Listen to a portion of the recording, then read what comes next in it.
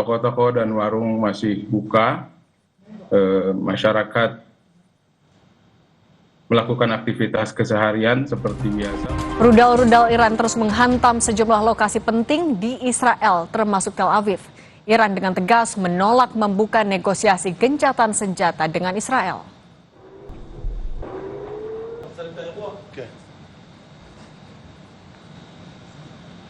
Rekaman udara menunjukkan kerusakan pada bangunan-bangunan di Tel Aviv setelah Iran melancarkan serangan pada Senin dan Selasa dini hari. Satu rudal jatuh dekat konsulat Amerika Serikat di Tel Aviv menyebabkan kerusakan kecil. Iran mengumumkan telah meluncurkan sekitar 100 rudal dan bertekad akan melakukan pembalasan atas serangan Israel terhadap infrastruktur militer Iran pekan lalu.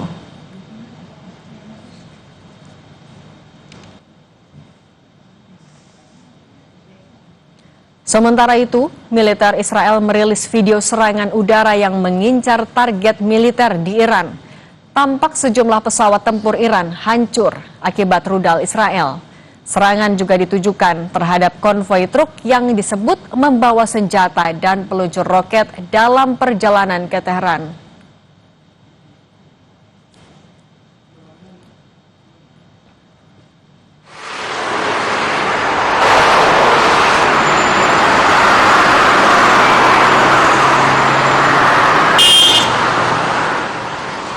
Sementara itu, warga Teheran meninggalkan ibu kota Iran untuk menghindari serangan Israel. Kepergian warga yang bersamaan pada Senin waktu setempat menyebabkan kemacetan lalu lintas yang sangat parah di jalan-jalan utama. Lalu lintas hampir tidak bergerak di jalan raya Teheran menuju utara. Pihak berwenang Iran telah menutup wilayah udara sipil hingga pemberitahuan lebih lanjut karena serangan Israel. Sehingga hanya jalur darat yang jadi satu-satunya jalan keluar dari Teheran.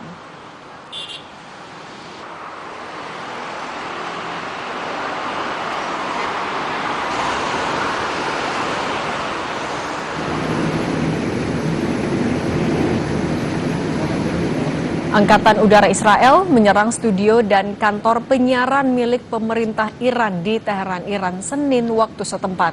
Serangan yang melibatkan sedikitnya 4 bom menghantam gedung pusat yang menjadi markas Departemen Berita.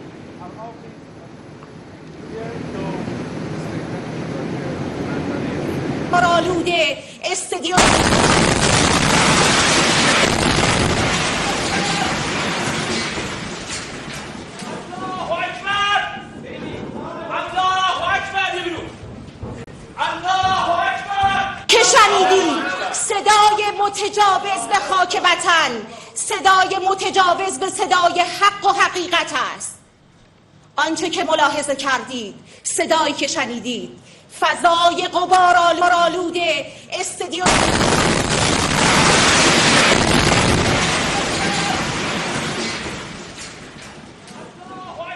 Rekaman TV menunjukkan seorang pembaca berita, Sahar Emami, berusaha melanjutkan siaran meskipun ada suara ledakan hingga akhirnya meninggalkan studio karena gedung berguncang akibat serangan itu.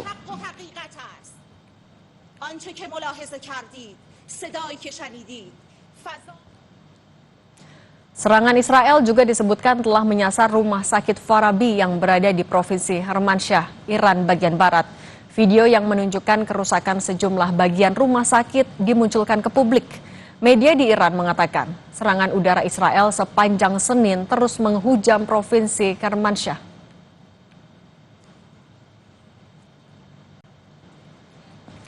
Duta Besar Iran untuk Indonesia, Muhammad Borojerdi, menyikapi konflik negaranya dengan Israel.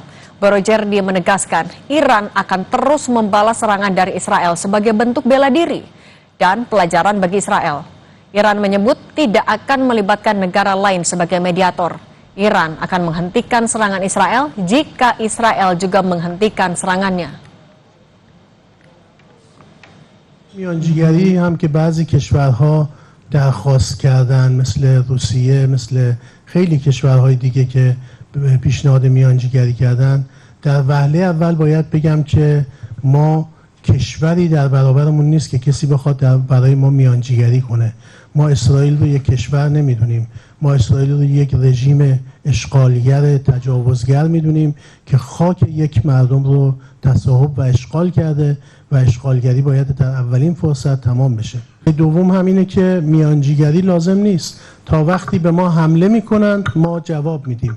وقتی حمله نکنند قاعدتا دیگر جوابی هم نخواهد بود. Ada juga wartawan harian Kompas Iwan Santoso di studio dan Heri Supriyono, mahasiswa Indonesia di Teheran. Selamat petang semuanya waktu Indonesia. Ya, selamat sore. Selamat sore. Oke, saya mau ke Mas Heri dulu. Mas Heri, bisa Anda ceritakan kepada kami seperti apa situasi di Teheran hingga sore hari ini? Ya, di Teheran saat ini situasi masih normal. Ya, toko-toko dan warung masih buka, masyarakat melakukan aktivitas keseharian seperti biasa, pergi ke kantor, pusat-pusat perbelanjaan dan sebagainya. Meski sebagaimana dilaporkan Kompas tadi, sebagian warga Teheran memang memilih untuk meninggalkan kota, pergi ke luar kota yang disebutkan di wilayah utara, begitu juga ada di wilayah lainnya. Tapi secara umum memang kondisi masih aman dan terkendali, dan hari ini pun aktivitas di kantor-kantor selain work from home juga masih banyak yang datang langsung, ya, gitu Mbak. Mas Heri, tapi kalau Anda sendiri bersama WNI lain, adakah arahan dari KBRI kalau berlindung kemana, mekanisme evakuasinya seperti apa?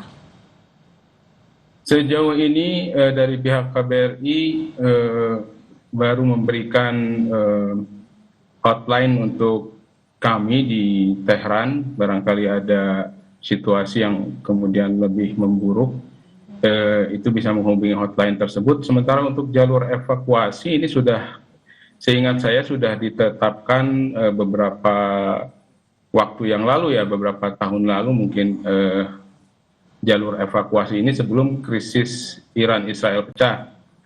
Waktu itu seingat saya ada ketegangan juga, entah karena Jenderal Qasim Sulaimani atau apa waktu itu.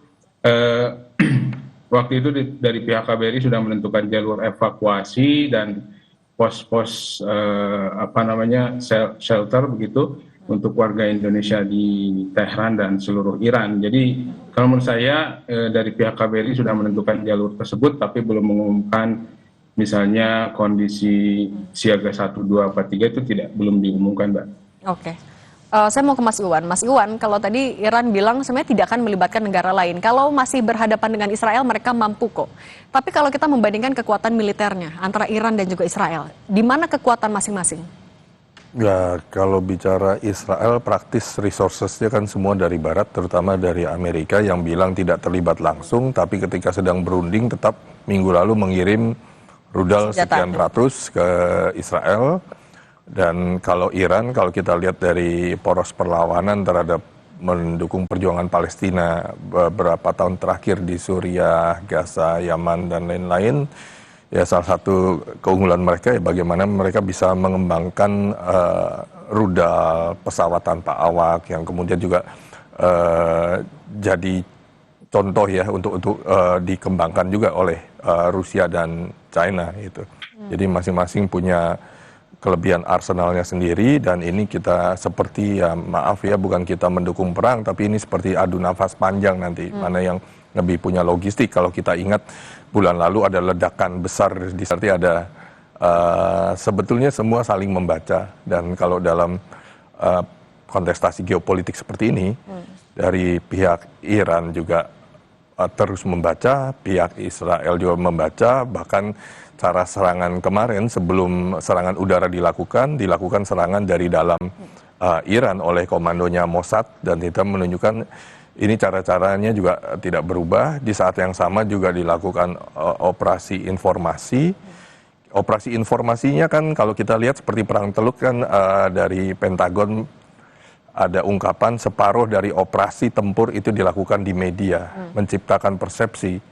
Dan ini bagaimana apa yang terjadi hari ini di Iran soal senjata nuklir dan lain-lain, ini seperti yang terjadi di Irak Oke. zaman Saddam Hussein. Bagaimana ada senjata pemusnahan massal yang sampai hari ini tidak pernah ada. Gitu. Oke, saya ke Mas Satrawi dulu. Mas Satrawi, tapi menurut Anda apa yang terjadi? Kenapa penetrasi dari Israel sendiri bisa begitu dalam sehingga yang ditargetkan langsung ke tokoh-tokoh militer yang memang sudah ditargetkan gitu oleh Israel? Ya, yang pertama Mbak, sebelum kita lebih dalam menganalisa secara politik ataupun militer tentang perang ini, saya selalu ingin berangkat dari empati kepada korban dari kedua belah pihak. Karena terus terang perang itu di mana-mana perih dan berita. Dan sekarang seperti laporannya Kompas tadi, itu warganya udah banyak jadi korban kehancuran di mana-mana. Orang-orang Iran banyak eksodus pakai mobil, orang-orang Israel banyak eksodus pakai laut.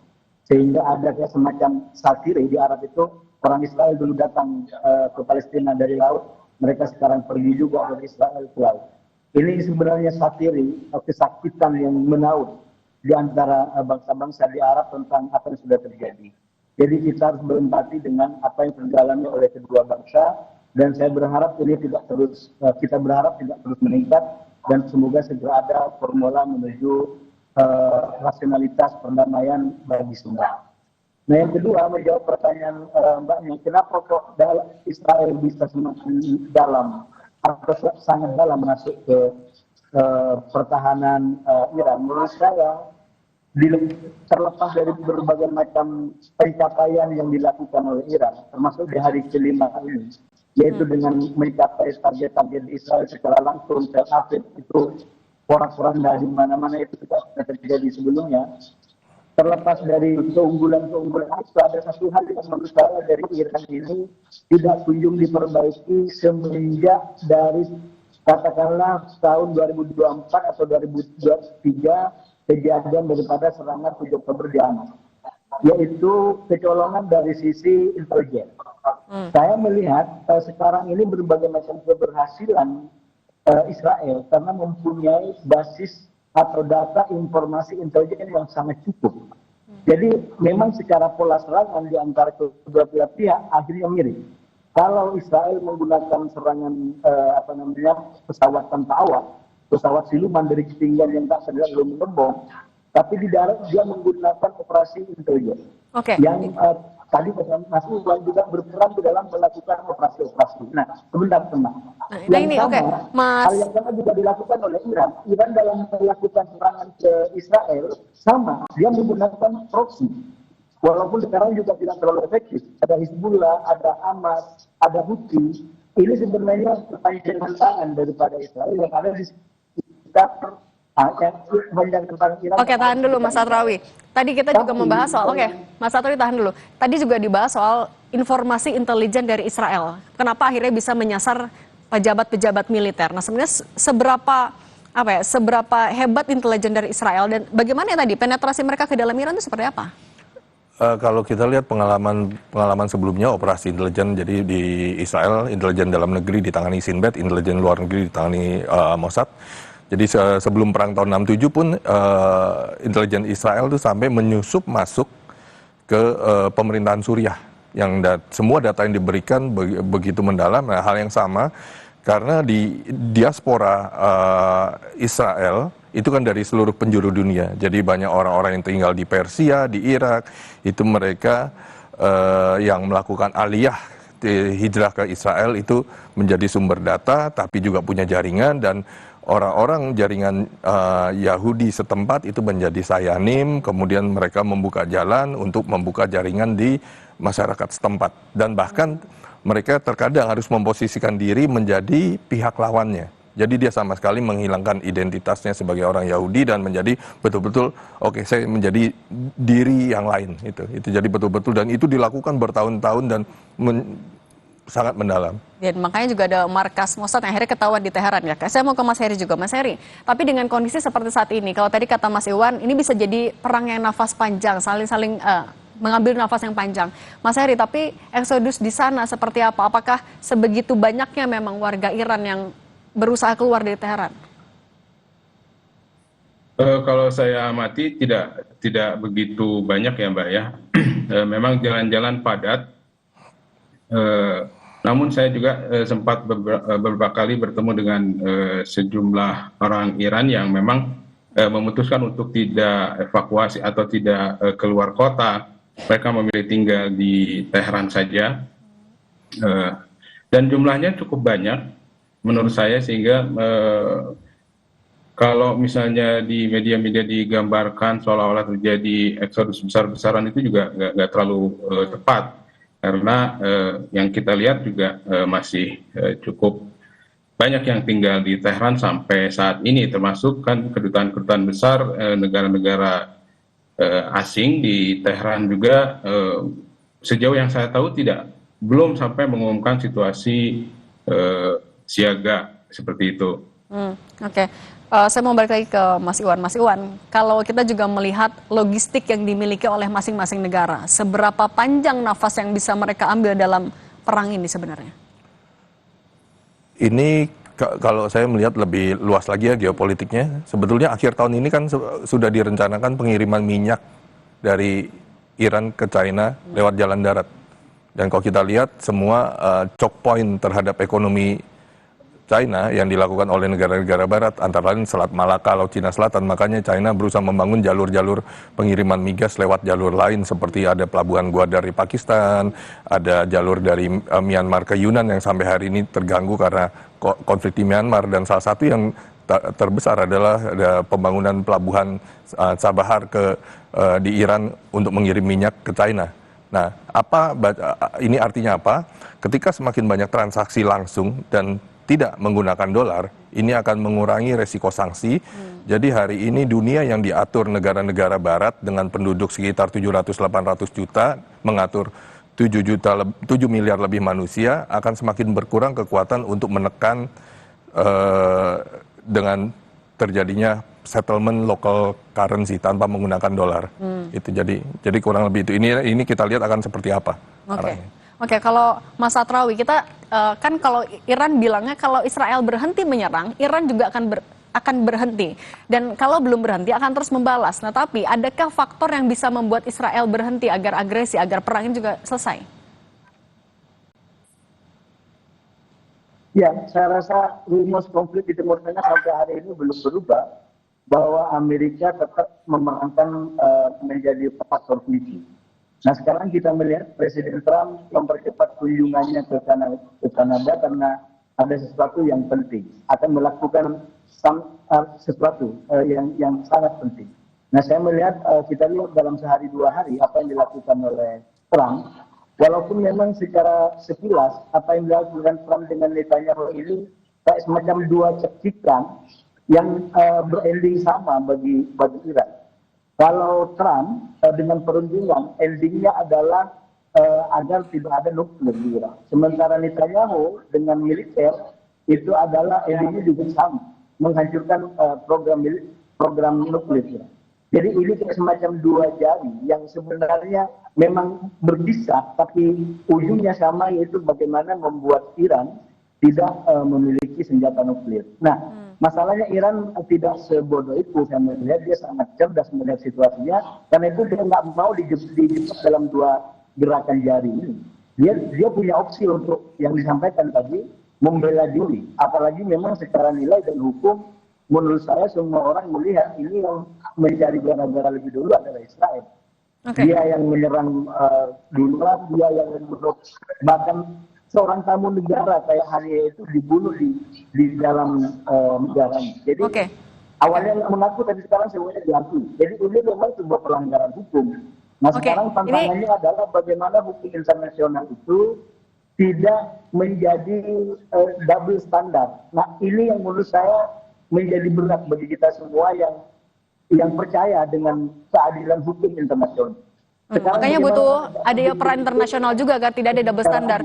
Oke, Mas Satrawi, sambil juga mungkin bisa dicoba perbaiki lagi audionya. Saya mau ke Mas Heri. Mas Heri, salah satu yang disoroti adalah adanya penyerangan ke TV nasional di Iran. Kalau sekarang masih bersiarankah? Masih terus, Mbak, masih siaran, dan api berhasil dipadamkan menurut saya semalam.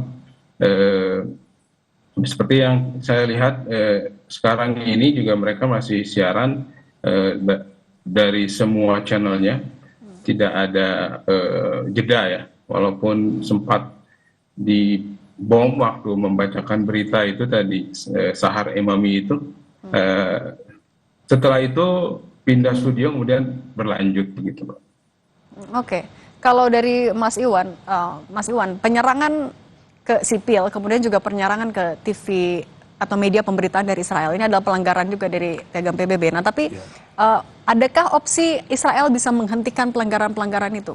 Ya, kita mengingatkan apa yang sedang dilakukan Israel hari ini, itu yang dilakukan Jepang waktu Perang Dunia II. Semua hal yang terkait konvensi Jenewa, aturan internasional dilanggar. Jadi kalau hari ini di Gaza sendiri jumlah wartawan yang tewas sudah 200-an.